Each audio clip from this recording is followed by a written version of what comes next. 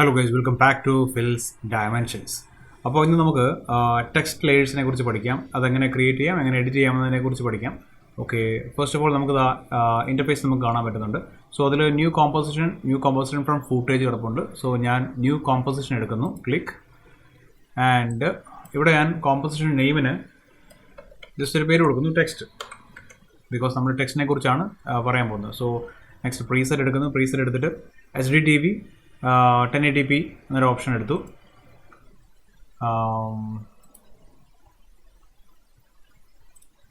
Okay, എന്താ ഞാൻ ഇവിടെ മാറ്റിയതെന്ന് നിങ്ങൾ ശ്രദ്ധിച്ച് കാണും.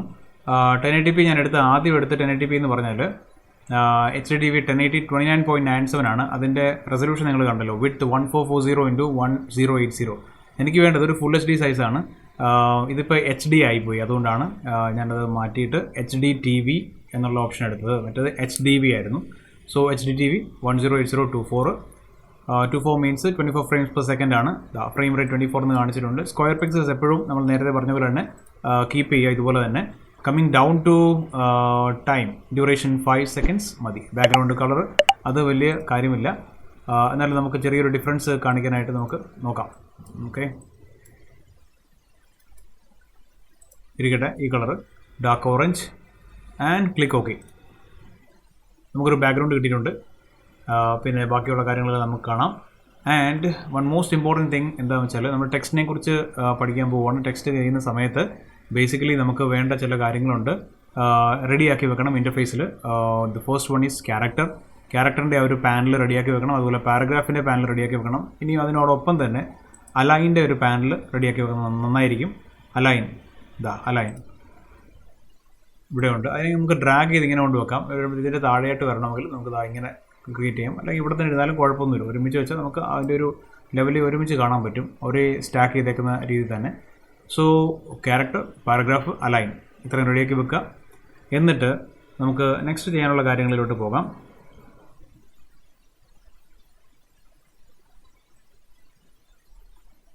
നേരെ ഇവിടെ വന്നിട്ട് ടൂൾസിൽ, ഏറ്റവും മേളിൽ ടൂൾസിൽ വന്നിട്ട് ഹൊറിസോണ്ടൽ ടൈപ്പ് ടൂൾ ഏരിയ ഉണ്ട്. അവിടെ കയറി ഡബിൾ ക്ലിക്ക് ചെയ്യുക. എന്തിനാണ് ഡബിൾ ക്ലിക്ക് ചെയ്യുന്നതെന്ന് ചോദിച്ചു കഴിഞ്ഞാൽ, ഞാൻ ജസ്റ്റ് ഒരു ക്ലിക്ക് ചെയ്തിട്ട് ചെയ്താൽ അത് എവിടെയെങ്കിലും ഒരിടത്തായിട്ടായിരിക്കും നമ്മൾ സ്ക്രീനിൽ വന്ന് ക്ലിക്ക് ചെയ്യുമ്പോൾ വരുന്നത്. സോ ഈസിലി നമുക്ക് സെൻട്രലായിട്ട് വരണമെങ്കിൽ ടൈപ്പ് ടൂളിനെ പോയിട്ട് ഡബിൾ ക്ലിക്ക് ചെയ്താൽ മതി. സ്ക്രീനിൽ അത് സെൻട്രലായിട്ട് വരും. മനസ്സിലായല്ലോ. ആൻഡ് പാരഗ്രാഫ് നിങ്ങൾ നോക്കുമ്പോൾ കാണാം, പാരഗ്രാഫിൻ്റെ ഏരിയയിൽ ആ പാനലിൽ നോക്കുമ്പോൾ കാണാം left align, right align and central align. ഈ മൂന്ന് കാര്യങ്ങളിൽ സെൻട്രൽ അലൈൻ ആക്റ്റീവായി കിടക്കുന്നത്. So now if I click fills എന്ന് പറഞ്ഞാൽ ആ സെൻറ്ററിൽ നിന്നാണ് അത് വന്നുകൊണ്ടിരിക്കുന്നത്. ഓക്കെ, നെക്സ്റ്റ് ഞാൻ കീബോർഡിൽ എൻ്റർ ബട്ടൺ പ്രസ് ചെയ്തു. കണ്ടോ, ഫിൽസ് എന്നുള്ള വേർഡിന് തൊട്ട് താഴെ കറക്റ്റ് സെൻറ്ററിലായിട്ടാണ് ആ കഴ്സർ വന്നിരിക്കുന്നത്. So I am now going to type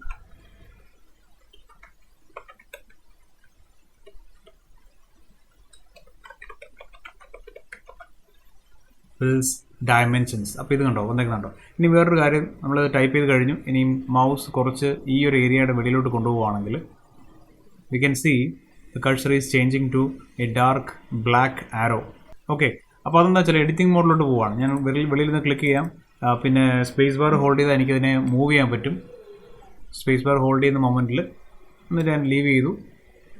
ഇതിപ്പോൾ സ്പേസ് ബാർ ഹോൾഡ് ചെയ്ത മൊമെൻറ്റിൽ ലീവ് ചെയ്തിട്ട് കുറച്ചുകൂടെ പ്രസ് ചെയ്ത് പോയി, അതാണ് ഇങ്ങനെ പറ്റിയത്. ഓക്കെ, ആൻഡ് കാര്യങ്ങൾ റെഡിയായി. ഇനിയിപ്പം എനിക്കിവിടെ സൈസ്, ക്യാരക്ടറിൻ്റെ പാനലിൽ പോയിട്ട് നമുക്ക് സൈസ് അഡ്ജസ്റ്റ്മെൻറ്റ് ചെയ്യാം. ഇവിടെ വന്നിട്ട് അതിൻ്റെ ഒരു 2 ലൈൻസിലുള്ള അഡ്ജസ്റ്റ്മെൻറ്റ്സ് ചെയ്യാം. ടെക്സ്റ്റ് തമ്മിലുള്ള ആ ഒരു കാര്യങ്ങൾ അഡ്ജസ്റ്റ് ചെയ്യാം. ഓക്കെ, അങ്ങനെ കുറേ കാര്യങ്ങളുണ്ട്. പാരഗ്രാഫിൽ വന്നാൽ അതനുസരിച്ചുള്ള ചേഞ്ച് ചെയ്യാൻ പറ്റും. അലൈനിൽ വന്നു കഴിഞ്ഞാൽ പിന്നെ ഇപ്പം left line, centre align, align right, align on top. കണ്ടില്ലേ, സെൻട്രൽ ലൈൻ കൊടുത്തിട്ട് ചെയ്താൽ ഇത് സെൻറ്ററിൽ മാത്രം കിടന്ന് കളിക്കും. ഓക്കെ, അപ്പോൾ ഇങ്ങനെയാണ് ടെക്സ്റ്റിൻ്റെ കാര്യങ്ങൾ വരുന്നത്. ഇനിയും ഞാൻ കൺട്രോൾ എൻ്റർ കീബോർഡിൽ ക്ലിക്ക് ചെയ്യുവാണെങ്കിൽ, ഈ ടൈപ്പിംഗ് ഞാൻ ചെയ്തുകൊണ്ടിരിക്കുന്ന സമയത്ത് കൺട്രോൾ എൻ്റർ പ്രസ് ചെയ്താലും നമുക്കിത് എഡിറ്റിംഗ് ഫിനിഷ് ആയ ഒരു വിൻഡോ പോലെ നമുക്ക് ഫീൽ ചെയ്യും. എഡിറ്റിംഗ് സെൻസ് എഡിറ്റിംഗ് ഫിനിഷ് ആയിരിക്കും അന്നേരം. അല്ലാതെ ഞാൻ ക്ലിക്ക് ചെയ്തുകൊണ്ടിരിക്കുന്ന സമയത്ത് ടൈപ്പിങ്ങിൻ്റെ കാര്യങ്ങളൊക്കെ ആയിരിക്കും നടക്കുന്നത്. സോ ഇതെല്ലാം കഴിഞ്ഞു. എനിക്ക് ഇതിൻ്റെ വെളി വരണം. ഇനിയിപ്പോൾ എന്തെങ്കിലും ക്ലിക്ക് ചെയ്ത് അറിയാതെ ടെക്സ്റ്റ് ഇതുപോലെ കയറി വരാൻ പാടില്ല. അപ്പോൾ എന്താ ചെയ്യുന്നത് വെച്ചാൽ ഇങ്ങനെ ഇരിക്കുന്ന സമയത്ത് കൺട്രോൾ എൻ്റർ പ്രസ് ചെയ്താൽ എഡിറ്റിംഗ് ഫിനിഷ് ആവും. കണ്ടില്ലേ, നമുക്ക് 4 സൈഡിൽ ഒരു റെഡ് സ്ക്വയേഴ്സ് വന്നേക്കുന്നുണ്ട്. ദാറ്റ് മീൻസ് അത് എഡിറ്റിംഗ് ഫിനിഷായി എന്നുള്ളതിൻ്റെയാണ് മീനിങ്. ഓക്കെ, അല്ലെങ്കിൽ ഒരു കാര്യം ചെയ്താലും മതി. നമ്മുടെ നംപാഡ് ഉണ്ടല്ലോ, കീബോർഡിൻ്റെ റൈറ്റ് സൈഡ് കോർണറിൽ കാണുന്ന നമ്പേഴ്സ് ആയിട്ടുള്ള കാണുന്ന കുറച്ച് ഏരിയ, അവിടെ ഒരു എൻ്റർ കീ ഉണ്ട്, അവിടെ ക്ലിക്ക് ചെയ്താലും മതി. ഈ 2 കാര്യങ്ങൾ നമുക്ക് ഓർത്തിരുന്ന നല്ല കാര്യമായിരിക്കും. ഓക്കെ, നെക്സ്റ്റ് ഞാൻ ഒരു ടൈപ്പ് കൂടെ ക്ലിക്ക് ചെയ്യുന്നു. കണ്ടില്ലേ, അപ്പോൾ നിങ്ങൾക്ക് കാണാം ടൈം ലൈനിൽ 2 ലേയേഴ്സ് ഇതുപോലെ വന്നിട്ടുണ്ട്. ഞാനിപ്പോൾ ഈ ലെയർ ഡിലീറ്റ് ചെയ്താൽ ഇപ്പോൾ രണ്ടാമത് ക്ലിക്ക് ചെയ്ത ആ ഒരു ഏരിയ പോകും. ഞാൻ ഇപ്പോൾ അവിടെ ക്ലിക്ക് ചെയ്ത് ടൈപ്പ് ചെയ്യുവാണ്. ചുമ്മാ ടൈപ്പ് ചെയ്തു, നംപാഡിലെ എൻ്റർ കീ പ്രസ് ചെയ്യുന്നു, ഫിനിഷായി. And when you watch here in time line കണ്ടോ, നമുക്ക് 2 ഓപ്ഷനാണ്. ടെക്സ്റ്റ് എന്നൊരു ഓപ്ഷൻ കിടപ്പുണ്ട്, പാത്ത് ഓപ്ഷൻസ് കിടപ്പുണ്ട്. അതിനെക്കുറിച്ച് നമുക്ക് കൂടുതൽ പോകാം. ഓക്കെ, കുറേ ഏരിയാസ് ടെക്സ്റ്റിന് വേണ്ടി മാത്രമായിട്ട് ഏരിയ കൊടുത്തിട്ടുണ്ട്. പിന്നെ ട്രാൻസ്ഫോം എന്നുള്ള ഏരിയ കിടപ്പുണ്ട്. ട്രാൻസ്ഫോം, പൊസിഷൻ, ഈ കാര്യങ്ങൾ ചേഞ്ച് ചെയ്യാം. അതേപോലെ തന്നെ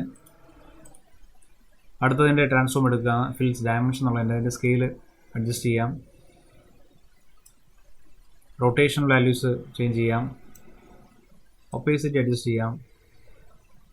ഇങ്ങനെയുള്ള കാര്യങ്ങളെല്ലാം നമുക്ക് ഇതിൽ ചെയ്യാൻ പറ്റും. ഓക്കെ,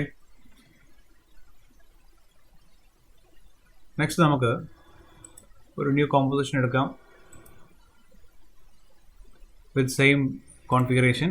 ഓക്കെ, എന്നിട്ട് നമുക്ക് ഇവിടെ ഷേപ്സിലോട്ട് വരാം. ഫസ്റ്റ് വൺ റെക്റ്റാങ്കിൾ എടുക്കാം. റെക്റ്റാങ്കിൾ എടുത്തപ്പോൾ നിങ്ങൾക്ക് കാണാം ലെയർ വിൻഡോയിൽ നോക്കി ഷേപ്പ് ലെയർ എന്ന് പറഞ്ഞ് വന്നിട്ട് അതിനുള്ളിലാണ് വന്നേക്കുന്നത്. ഞാൻ വീണ്ടും മറ്റൊരു ഷേപ്പ് എടുത്തു കഴിഞ്ഞാൽ അതിനെക്കുറിച്ച് പറയാം. അതിന് മുമ്പ് ഈ ഒരു ഷേപ്പ് എടുത്തു, എന്നിട്ട് അതിൻ്റെ കളർ എനിക്ക് ഇവിടെ ചേഞ്ച് ചെയ്യാം. ഓക്കെ, ആൻഡ് സ്ട്രോക്ക് ചേഞ്ച് ചെയ്യാം. ഞാൻ കുറച്ച് വിസിബിൾ ആയിട്ടുള്ളൊരു സ്ട്രോക്ക് വാല്യൂ വേണമെങ്കിൽ വൈറ്റ് എടുക്കാം. പിക്സൽ റേഞ്ച്, ഇതിൻ്റെ ഒരു തിക്നെസ്, സ്ട്രോക്കിൻ്റെ തിക്നെസ് അഡ്ജസ്റ്റ് ചെയ്യാം. ആൻഡ് ഫില്ല് വേറെ എന്തെങ്കിലും ഐറ്റംസ് വേണമെങ്കിൽ, ഫില്ലിന് വേറൊരു ഐറ്റം വേണമെങ്കിൽ ഇതുപോലത്തെ ഐറ്റംസാണ്. ഗ്രഡേഷനാണ് ഇഫക്റ്റ് കൊടുക്കേണ്ടതെങ്കിൽ ഓക്കെ കൊടുക്കാം. എന്നിട്ട് ഇവിടെ ക്ലിക്ക് ചെയ്താൽ നമുക്ക് ഗ്രഡേഷൻ വാല്യൂസ് അഡ്ജസ്റ്റ് ചെയ്യാൻ പറ്റും. ക്ലിക്ക് ചെയ്തു, ഞാൻ ഈ ഒരു പോയിന്റ് ക്ലിക്ക് ചെയ്ത് എനിക്ക് റെഡാണ് വേണ്ടത്. ആൻഡ് ഇവിടെ ക്ലിക്ക് ചെയ്തിട്ട് ഞാൻ ഗ്രീൻ കൊടുത്താൽ അവിടെ ഗ്രീൻ വരും. ഓക്കെ, അതുപോലെ തന്നെ സ്ട്രോക്കിൽ കൊടുക്കണമെങ്കിൽ സ്ട്രോക്കിൻ്റെയും ആ ഒരു നെയിമിൽ ക്ലിക്ക് ചെയ്യുക. കാരണം അത് ഹൈലൈറ്റ് ചെയ്തിട്ടുണ്ട്, ബ്ലൂ കളറിൽ ഹൈലൈറ്റ് ചെയ്തിട്ടുണ്ട് സ്ട്രോക്കിൻ്റെ നെയിം, സ്ട്രോക്ക് ഓപ്ഷൻസ് എന്ന് പറഞ്ഞിട്ട്. അവിടെ ക്ലിക്ക് ചെയ്താൽ നമുക്ക് ഇതുപോലെ ഓപ്ഷൻസ് അഡ്ജസ്റ്റ് ചെയ്യാൻ പറ്റും. അത് ആ ഒരു ഓപ്ഷൻ ഗ്രഡേഷൻ ഓപ്ഷൻ ആക്ടിവേറ്റ് ആക്കിയതിന് ശേഷം വന്നിട്ട് ഞാൻ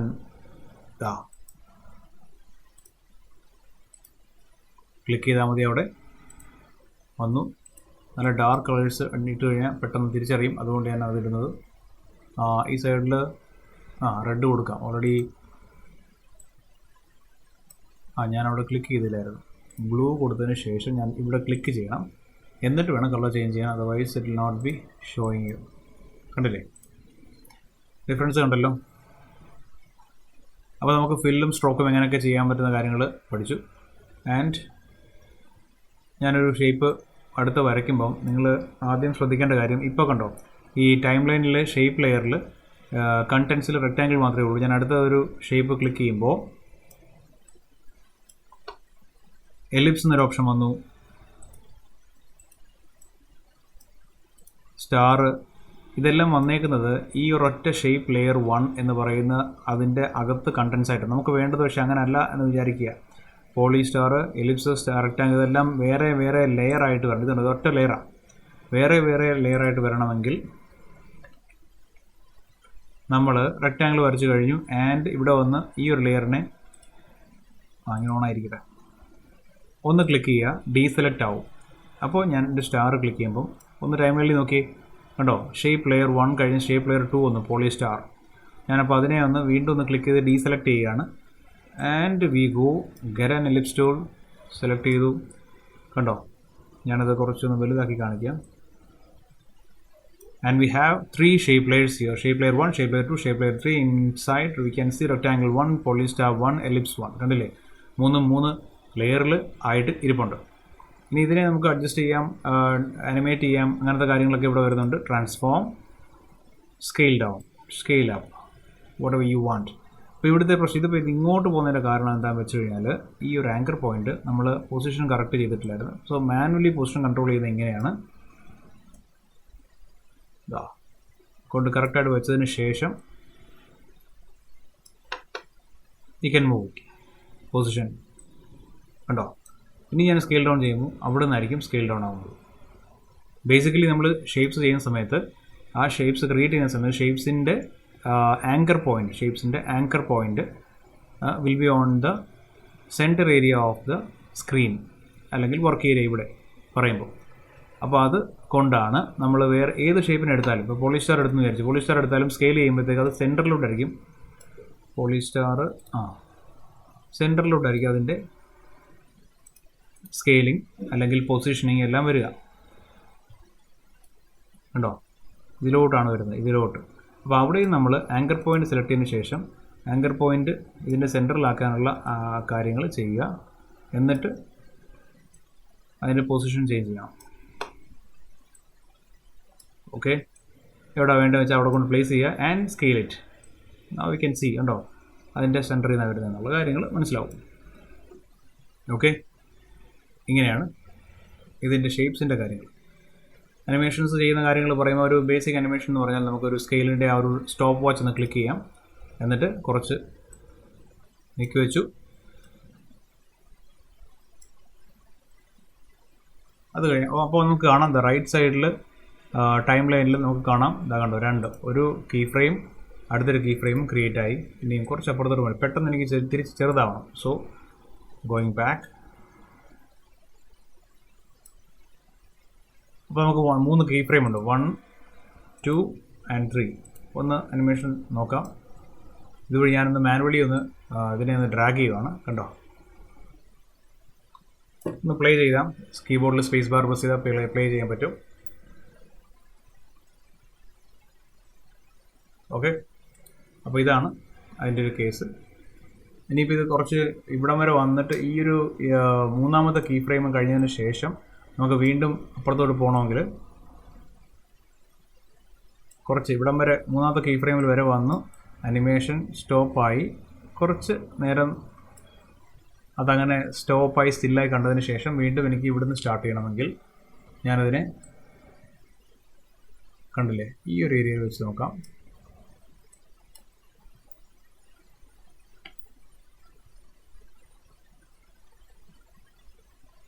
കണ്ടോ? വർക്ക് ഏരിയ എന്നുള്ളത് ഞാൻ കുറച്ചുകൂടെ ചെറുതാക്കി ചുരുക്കി വെച്ചു.